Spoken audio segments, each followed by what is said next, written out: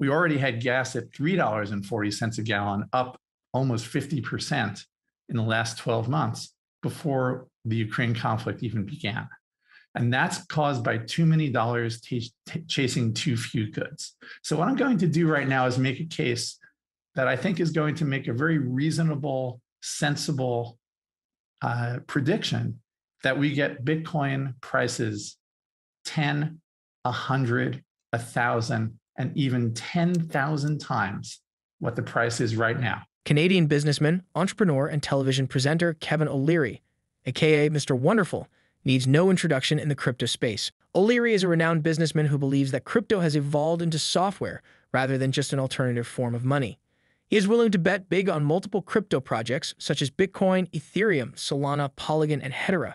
Roy Niederhoffer is a Bitcoin bull who bought his first Bitcoins in 2011 when the coin was just $10. He is the founder of RG Niederhoffer Capital Management, a diversified hedge fund with almost $1 billion in assets under management. Together, both brilliant minds talk about the ongoing geopolitical tension in Ukraine, macro issues facing the United States and the rest of the world, and how everything affects the crypto space. O'Leary explains that he does not believe the geopolitical tension will affect the broader market significantly. He adds that some events are currently unfolding in the crypto space. These events, the Shark Tank celebrity explains, will far outweigh the impact of the war. Niederhoffer and O'Leary have a lot of important information to unpack in this video, especially Niederhoffer's $500 million prediction for the world's largest cryptocurrency. So ensure you watch the video to the end, click the like button, and drop your comments and observations below. Enjoy the video. Yeah, for as tragic as the Russia-Ukraine situation is, as far as markets and investing go, I don't put much weight on it.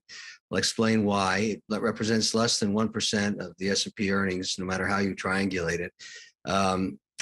Obviously, these sanctions are unprecedented in economic pressure. And the fact that the Swiss actually shut down Russian accounts is also unprecedented. Now, as far as crypto goes, and Roy and I are obviously focused on that, I don't think that matters as much as this, what I call 4 vectors of policy coming at crypto right now. Let me walk just through the shopping list. So this is also unprecedented. Number 1, you got the Loomis bill, and it's mostly positive. I've read it. A lot of positive policy in that. Number 2, you've got the executive order from Biden that says we must embrace this and regulate it. Also good news. It could have gone the other way. He could have said we want to make this illegal. Number 3, you've got the SEC talking about carbon audits, and I'll get to that in a moment. That just happened last week. And number 4, you've got this remarkable situation coming out of BlackRock, the world's largest money manager, decrying and talking about Bitcoin mining and carbon credits not aligning. And I think there's a lot of policy in all of that. But the fact that that's all happening shows you that crypto is never going away. And I think the more it gets regulated, the more institutional assets flow into this asset class. My view right now is that the Russian conflict has made the case for one of the best features of Bitcoin, which is, of course, that it's always there wherever you are. So the initial attraction I had for the asset back in 2011 was it seemed to solve a historical problem, which is how to take your things from place to place if they're too big to carry. And of course, Bitcoin is always there on the blockchain wherever you are. So in terms of asset transport, it's pretty clear that there's a great use case for it. But we have a much bigger situation happening, and it has really very little to do with Russia and Ukraine. For me, the big reason to be interested in Bitcoin and the space in general, but in particular, the largest assets in the space, Bitcoin and Ether, is that the balance sheet expansion of the Federal Reserve has gotten so far out of control that there is no heading off inflation caused by the printing of dollars. Now, a lot of people blame things like gas prices at $4.30 a gallon, which is where they are right now, on the Russia conflict. But that's not what caused it, in my view. Maybe the last few tens of cents. But in reality, we already had gas at $3.40 a gallon, up almost 50% in the last 12 months before the Ukraine conflict even began. And that's caused by too many dollars chasing too few goods.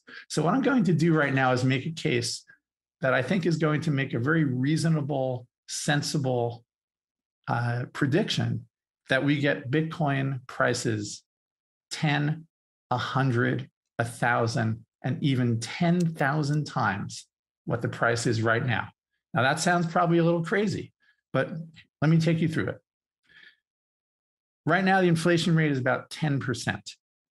I think most people would say it's fairly reasonable to think that we could have 10% inflation for another 20 or 30 years. That doesn't sound so out of control. It's also reasonable to think that Bitcoin itself grows from where it is right now. It's about the size of the Thai baht. If Bitcoin happens to get a little more acceptance and grows to the market cap of the British pound, that's about 5 times what it is right now. You put those together, in 20 years, you have a Bitcoin price 30 times what it is now, in 85 times what it is right now. So we're talking about a Bitcoin price of 3.8 million, even if a very reasonable current assumption holds true. And we can go beyond that. Let's say there's 15% inflation for 30 years, and the Bitcoin market cap rivals that of the euro. We're talking about a Bitcoin price of 56 million. And if Bitcoin becomes the world reserve currency and we have 20% inflation, the Bitcoin price is going to be almost 500 million. And remember, it's trading at 45,000 approximately right now. So these are edge cases, I admit. You'll probably look at this in 20 years and say, wow, what a silly idea that was to predict that. But I think they are non-zero cases. They are reasonable assumptions to make. And for many other reasons, I think it's a very interesting investment right now. Reacting to Niederhoffer's amazing prediction for Bitcoin, O'Leary explains that possibility is not exactly zero. He also believes the crypto space will become the 12th sector in the S&P index. Bitcoin is software, Ethereum, Polygon, and Solana are all software. I believe in investing in software development that provides productivity, O'Leary adds before declaring that he will make a ton of money from the crypto space. You can't say that it's a zero, as Roy pointed out. His scenario, when he talks about these extreme prices, is hyperinflation, 15, 20, 25%.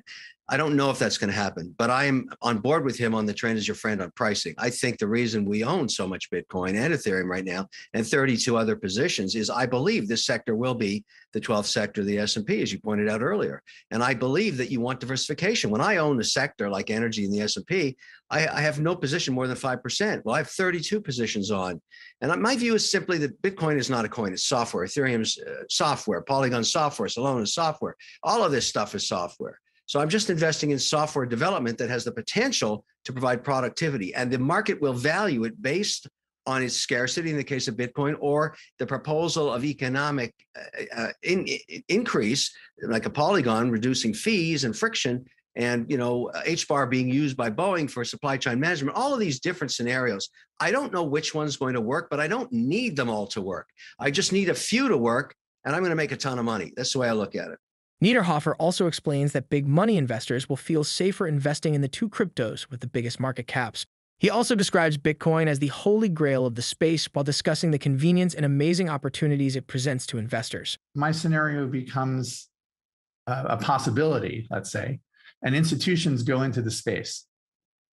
They're going to go for the largest coins because that's where the liquidity is. That's a much tougher call. But buying the big market cap one, I think, is the first step for most people. It's the entry level trade.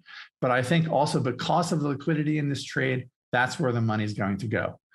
And to me, the largest prize here and the offset idea, the moral good compared to the carbon emissions and all the other things that might be bad about Bitcoin, the holy grail of this space is to give billions of people the access to lending, to investments, to savings, and to money transfer in a form that is supply constrained and ubiquitous all over the world. That's never happened before. All of those things either were impossible for a good chunk of the world's population to access, or they had to access it in the form of their local currency, which has enormous risk and can be devalued. And in fact, if you look historically, almost or near or even exactly 100% of all fiat currencies have been devalued by 99+% over, say, a 200-year period. There are maybe only a couple of exceptions for that. And I think that's where we're headed in the United States. The value of the US dollar is down about 99% over the last 120 years in real terms. And I think that's a risk that everyone faces. To offer the world, billions of people, decentralized finance in a stable currency, AKA Bitcoin, is the big prize. And I think it's going to be Bitcoin that does it. And it's been demonstrated already technologically. I think that's what El Salvador is seeing already. Kevin, do you agree? Do you see Bitcoin as the ultimate prize, the ultimate savior in this economy and in this environment? I see it as the #1 destination for institutions that are allowed to index it when they can index it. They would be picking up 1 to 3% weighting if they could. They tried to do it, as I mentioned earlier, using equities that mine Bitcoin. And that's in a bit of turmoil because of ESG mandates. But Bitcoin itself will provide enough liquidity for an institution. And I would add this, regardless of what you think your target price is, if it does become an indexed asset, and I think once the SEC mandates it, it will, the volatility will decline dramatically, because what happens in an indexing model is when prices decline and your weighting is 1.5 basis points or 150 bips, you simply buy up to your 150 bip maximum. And when prices exceed that, then you trim back. But that provides tremendous stability for any asset. So you find that stocks that get indexed, or assets that get indexed, all of a sudden prices go up and stability becomes part of what their story is for a very long period of time. As O'Leary and Niederhoffer have pointed out in their interview, there are a lot of things to look out for in the crypto space, especially a much-awaited approval of the first spot Bitcoin ETF by the SEC in the US. It is only a matter of time before the commission realizes it can no longer stall and give American investors what they truly need. When that happens, it will open a floodgate of other spot ETF and a barrage of big money investors looking to invest in crypto. What do you think about O'Leary and Niederhoffer's interview? Please leave your comments and observations in the comment section below. Also, remember to click the like button and subscribe to the channel for more videos like this. Thanks for watching.